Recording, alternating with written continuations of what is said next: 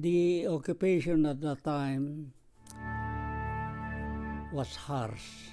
96-year-old U.S. Navy veteran Remigio Cabacar remembers the violent rule of Japanese forces when they occupied the Philippines, his homeland, during World War II. Some of them go around small villages and see to it that people are obedient to the rule of the Japanese. If you did not, that's the end of your life.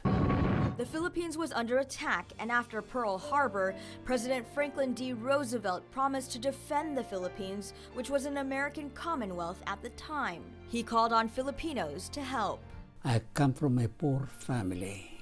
That's why I was urged to join the Navy.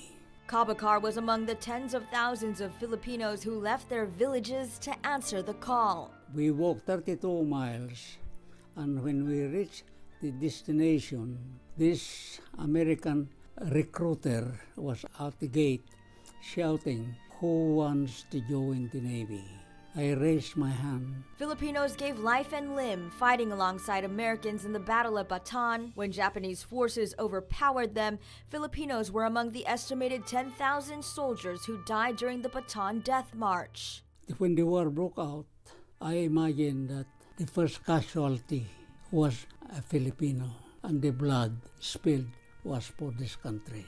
Roosevelt's promise soon after was broken when Congress passed the Rescission Act, which ripped away the promise of benefits to Filipino fighters, their widows, and children. Why must we left behind? Why was the service that we rendered for America useless? Cabacar then picked up a decades-long fight for his fellow Filipino veterans to get the recognition they deserved and the benefits they'd been promised. Even protesting in marches on Washington as part of the veterans group which later became the advocacy organization PhilVetRep. We created PhilVetRep with a three-pronged mission. One was to get a congressional gold medal. PhilVetRep and its partners worked tirelessly to finally get Congress to award some of these Filipino veterans with the Congressional Gold Medal in 2017, 72 years after the war. It was really an honor. Physically, I received the medal, but I also include those who have fought and died for America. Recognition is the first step in getting them to be called veterans. PhilVetRep's second mission was to develop this education program called Duty to Country.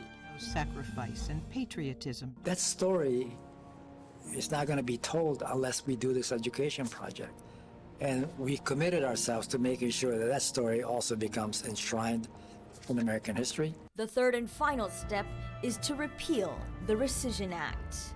We formally started that process by meeting with Senator Hirono, Ms. Hirono, and provided her with the background on why we should repeal, provided her with a draft legislation for them to consider, and we were looking for a sponsor.